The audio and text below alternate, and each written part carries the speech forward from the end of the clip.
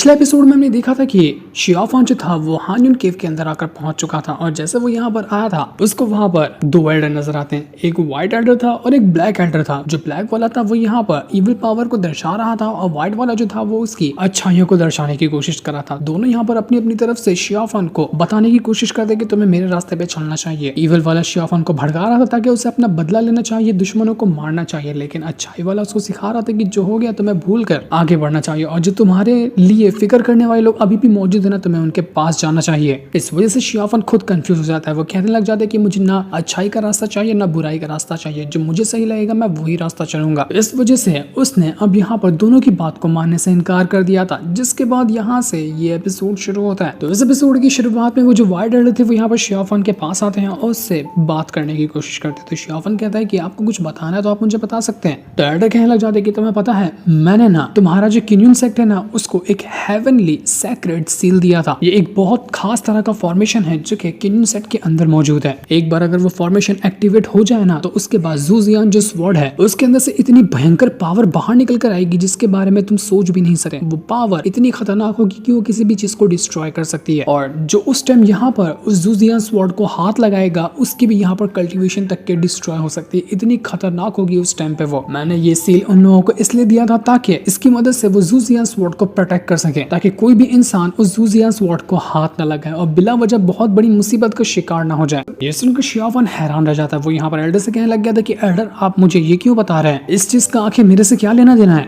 तो शियाफान यहाँ पर जैसे सवाल किया था एल्डर से कहने लग जाती कि देखो मैं तो अब यहाँ पर फिजिकल फॉर्म में हूँ ही नहीं कि मैं जाकर अगर ये मुसीबत आती है तो इसको रोक सकूं, लेकिन तुम हो ना फिजिकल फॉर्म में और तुम्हारे पास कल्टीवेशन भी अच्छी है। जो तुमने मेथड यहाँ इस हान्युन केव के अंदर सीखा ये भी तुम्हारे काम आएगा। तुम इसकी मदद से आने वाली जो मुसीबत है उसको रोक सकते हो। इसलिए मैं तुम्हें यहाँ पर बता रहा हूँ क्योंकि मुझे लग रहा है कि ज़ुजियान स्वॉर्ड का इस्तेमाल होने वाला है, तो उस टाइम जो तबाही आएगी उसको तुम्हें रोकना होगा। उम्मीद है कि तुम मेरी बात समझ गए होगे। इतना कहने के बाद एल्डर वहां से गायब हो जाते हैं। दूसरी तरफ हम यहाँ पर ह्यूमंस को देख पाते हैं। वो जब भी बैटल कर रहे थे तो यहाँ पर वो कहने लग जाते हैं कि जल्दी जल्दी अपने आप को रिकवर करो, हमारे पास कुछ मिनट का टाइम है, उसके बाद वापस से हमें अटैक करने के लिए जाना है क्योंकि हम यहाँ पर आराम नहीं कर सकते। इस वजह से सारे के सारे लोगों की हालत खराब थी, लेकिन फिर भी वो यहाँ पर इस मिशन को पूरा करने में लगे हुए थे क्योंकि अभी यहाँ पर कुछ टाइम के लिए बीस्ट वगैरह जो आ रहे थे वो शांत हो चुके थे। जब वहाँ पर बड़ा वाला बीस्ट मरा था इसलिए जितने भी एल्डर वगैरह मौजूद थे वो सभी वहां से रिटर्न आ जाते हैं सेट के अंदर। यहाँ पर आने के बाद हेडमास्टर जो थे उनको बताने लग जाते कि हमने यहाँ पर उस बीस्ट किंग के पेट को डिस्ट्रॉय किया और काफी सारे बीस्ट को मार दिया है, जिस वजह से मामला अभी शांत हो चुका है। तो ये सुनकर हेडमास्टर भी कहने लग जाते कि ये तो बहुत अच्छी बात है, तुम सबकी इतनी मेहनत का शुक्रिया। लेकिन बाकी लोग यहाँ पर कहने लग जाते कि हमने इतना बड़ा काम तो कर दिया है लेकिन अभी तक के वो जो बीस्ट किंग है वो सामने आया नहीं फाइट करने के लिए। कहीं ऐसा तो नहीं कि वो किसी और प्लान में लगा हुआ है और वो अपनी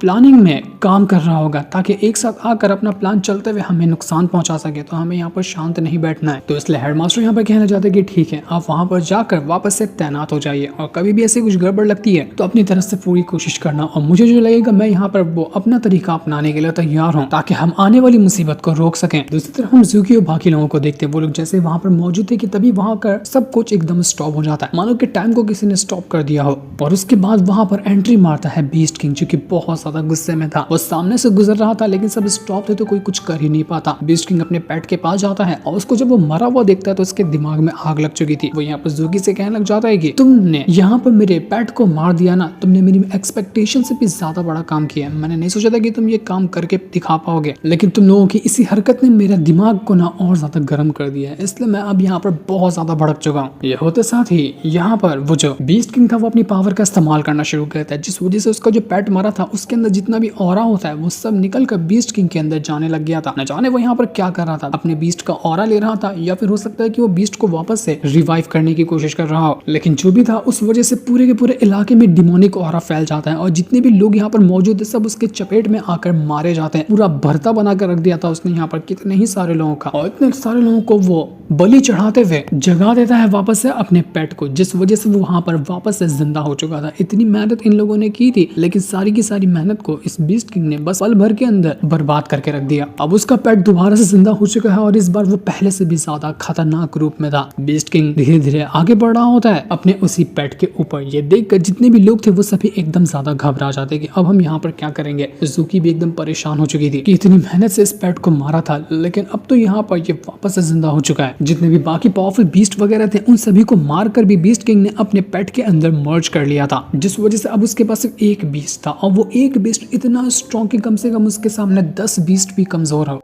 इतना खतरनाक रूप ले चुका था वो बीस्ट, और वो जितने भी लोग उसके रास्ते में आते सभी को पकड़ पकड़ के खाया जा रहा था, जो देखकर सभी लोग घबरा जाते हैं। लोग अपनी जान बचाकर इधर उधर भागने की कोशिश कर रहे थे। तब बीच में आता है वैली मास्टर, और वो वहां पर आने के बाद अपनी पावर को एक्टिवेट करने लग गया था ताकि अपनी पावर का इस्तेमाल करते हुए वो यहाँ पर उस बीस्ट के साथ फाइट कर सके। उसने अपनी पावर की मदद से अपनी स्पिरिट को समन कर लिया होता है, जो कि एक बीस्ट स्पिरिट थी। वो किसी फिनिक्स बोर्ड जैसी नजर आ रही होती है, और उसने सीधा भेज दिया था उसको उसी बीस्ट के ऊपर, जिस वजह से यहाँ पर एक जोरदार धमाका होता है। ऐसा लग रहा था कि कोई ना कोई तो यहाँ पर मरा, लेकिन जब हम थोड़ी देर बाद धुआं हटता हुआ देखते हैं तो हमें पता चलता है कि यहाँ पर उस वैली मास्टर का जो फिनिक्स स्पिरिट बाहर निकला था वही डिस्ट्रॉय हो गया, और बीस्ट को तो यहाँ पर कुछ हुआ ही नहीं, जिस वजह से वैली मास्टर का पूरा मुंह लटक जाता है कि भैंस की टांग ये क्या हो गया। जिसके बाद तो उस बीस्ट ने वापस वैली मास्टर के ऊपर अटैक करना शुरू कर देता है। वैली मास्टर तुरंत खुद को बचाने की कोशिश करता है, लेकिन उसका अटैक उतना ज्यादा स्ट्रॉन्ग नहीं था कि वो बीस्ट के अटैक को रोक सके, जिस वजह से वैली मास्टर की हालत खराब हो जाती है और वो दूर जाकर फेंका चुका था। लेकिन वैली मास्टर इतना शांत बैठने वाला नहीं था, वो दोबारा से अपनी पावर का इस्तेमाल करते हुए उस बीस्ट के साथ फाइट करने के लिए पहुंच जाता है। वो अपने हर एक अटैक का इस्तेमाल करता ताकि बीस्ट की जान ले सके, लेकिन वो कितना भी कोशिश क्यों ना कर ले, बीस्ट उसके सामने बहुत ज्यादा स्ट्रॉन्ग था, और अब यहाँ पर उठाकर फेंक देता है वो वैली मास्टर को, जिस वजह से वैली मास्टर का अंचर पंचर ढीला हो जाता है। वो अपने दो पैरों पे अब ढंग से खड़ा भी नहीं हो पा रहा था, इतना ज्यादा स्ट्रॉन्ग वैली मास्टर उस बीस्ट के सामने एक चींटी जैसा नजर आ रहा था, मानो कि इसकी कोई औकात ही ना हो। सभी लोग समझ चुके थे कि उनका अंत करीब आ रहा है, यहाँ पर कितना भी कुछ क्यों ना कर लिया जाए, ये बीस्ट अब मरने वाला नहीं है। दूसरी तरफ हम शियाफान को देखते हैं, वो जैसे ही आगे बढ़ रहा था उसके सामने आकर पहुंच जाता है जिन्यो। वो बिना कुछ सोचे समझे सीधा अटैक देकर मार देता है उसे शियाफान के ऊपर। जिन्यो यहाँ पर सीधा शियाफान से सिर्फ एक सवाल करता है कि शियाफान तू मुझे साफ साफ बता कि वहां पर जो मेरे मास्टर की जान गई थी, क्या वो तेरी वजह से जान गई थी? क्या तूने मेरे मास्टर को मारा? मुझे बस इसका जवाब हाँ या ना में चाहिए। ये सुनकर शियाफान जो था वो यहाँ पर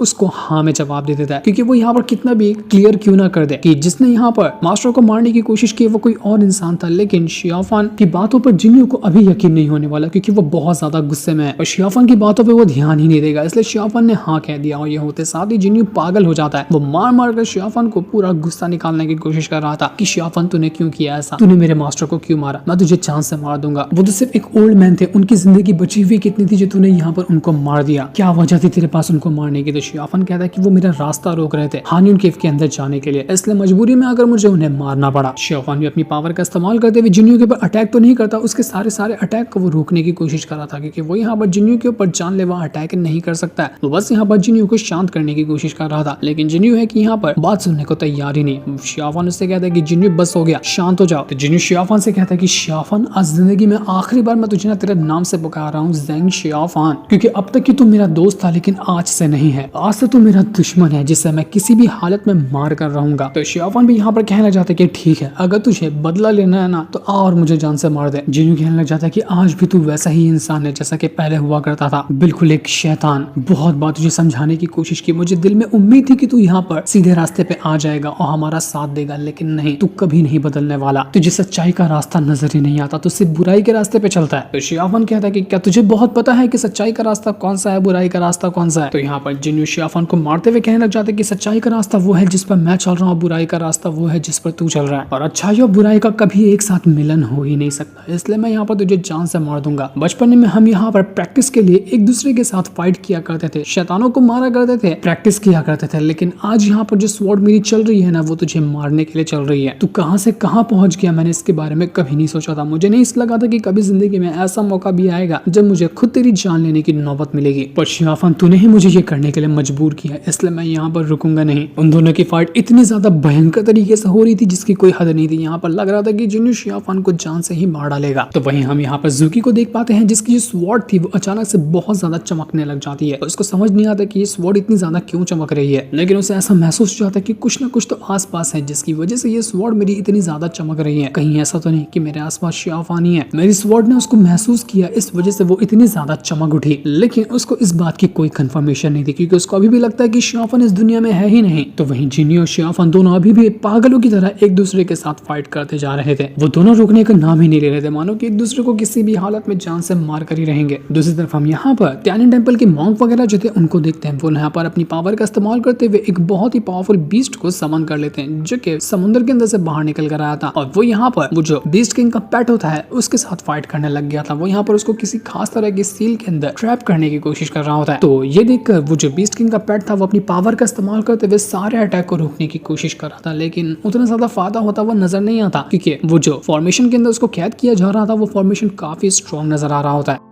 मॉन्क ने पूरी जान लगा दी थी ताकि वो किसी भी हालत में इस बीस्ट को यहाँ पर रोक कर ही रहे, लेकिन जब यहाँ पर बीस्ट किंग को इसके बारे में पता चलता है वो एक क्रीपी सी स्माइल देता है कि अरे वाह, तुम लोगों को लगता है कि तुम लोग यहाँ पर इतनी आसानी से मेरे पेट को रोक लोगे जो कि अब यहाँ पर इतना ज्यादा स्ट्रॉन्ग हो गया। तब सपना देखना अच्छी बात है, लेकिन इस तरह का सपना देखोगे तो मुसीबत में पड़ोगे ही पड़ोगे। तो वो तुरंत यहाँ पर अपने बीस्ट को और ज्यादा स्ट्रॉन्ग बना देता है, जिस वजह से वो जो मॉन्क का बीस्ट यहाँ पर आया था उसके भी अटैक डिस्ट्रॉय हो जाते हैं और सारे के सारे अटैक को यहाँ पर डिस्ट्रॉय कर चुका था वो बीस्ट। उसके बाद बीस्ट चला जाता है ताकि वो यहाँ पर मॉन्क की भी जान ले सके, लेकिन ये हो पाता है इससे पहले बीच में वैली मास्टर आकर मॉन्क को बचा लेता है। और अब यहाँ पर बीस्ट और वैली मास्टर के बीच में दोबारा से फाइट शुरू हो चुकी थी। वो दोनों अपनी पावर का इस्तेमाल करते हुए एक दूसरे के ऊपर अटैक कर रहे होते हैं। वैली मास्टर पुराना गुस्सा उतारना चाह रहा था जब यहाँ पर बीस्ट ने उसके ऊपर हमला किया, तो इसी वजह से वो पूरा जानलेवा अटैक कर रहा होता है उस बीस्ट के ऊपर ताकि वो उसको मार सके। और यहाँ पर मॉन्क भी आ चुके थे, तो वो दोनों मिलकर उस बीस्ट को रोकने की कोशिश कर रहे थे, लेकिन यहाँ पर फायदा होता हुआ कुछ नजर नहीं आता। वो दोनों अपनी पूरी जान लगा देते हैं, लेकिन फिर भी वो जो बीस्ट का पेट था वो काफी ज्यादा खतरनाक था। वो यहाँ पर खुद को हर बार बचाने की कोशिश कर रहा होता है, लेकिन वैली मास्टर और मॉन्क ने अपनी पूरी ताकत लगा दी थी और एक फायर फॉर्मेशन के अंदर वो उसको पूरी तरह से जकड़ लेते हैं। कुछ हद तक के यहाँ पर उन्हें कामयाबी मिलती हुई नजर भी आ रही थी। और यहाँ पर एक फायर फिनिक्स बर्ड आ जाता है जो कि उसी वैली मास्टर का था। वो यहाँ पर तुरंत अटैक देकर मार देता है उसी पेट के ऊपर ताकि उसको खत्म किया जा सके। वो पेट पूरी तरह से आग से झुलस चुका था, उसके पूरे शरीर में आग लग जाती है, लेकिन फिर भी अफसोस के कोई फायदा होता नहीं। उसने इस अटैक को भी खत्म कर दिया। ऐसा लग रहा था कि यहाँ पर मरेगा ही नहीं, चाहे इंसान कुछ भी क्यों ना कर ले, लेकिन इंसान भी इतनी जल्दी हार नहीं मानते हैं। वो दोबारा से यहाँ पर मॉन्क जो थे अपनी कोशिश करते हैं और उस बीस्ट को रोकने की कोशिश कर रहे थे। उनके पास जितना भी अटैक था, जितना भी सील वगैरह थे, उन्होंने सबका इस्तेमाल कर लिया ताकि वो यहाँ पर इस बैट को रोक सके। वैली मास्टर भी पूरी जान लगा चुका था। वो दोनों अपनी पूरी जान पर खेल कर ये काम कर रहे थे क्योंकि बाकियों की हालत वैसे ही खराब हो चुकी है। लेकिन जितना वो यहाँ पर उस पेट बीस्ट को तकलीफ होती, जितना वो कमजोर होता, बीस्ट किंग दोबारा से अपनी पावर का इस्तेमाल करते हुए उनको वापस से ठीक कर दिया करता। और तब यहाँ पर मॉन्क जो थे वो अपनी दो डिवाइन हैंड टेक्निक का इस्तेमाल करते हैं, जिस वजह से दो हाथ बन जाता है और बिल्कुल जैसे वो इतना बड़ा हाथ था और हाथों से जैसे हम मच्छर को मारते हैं, दोनों हाथ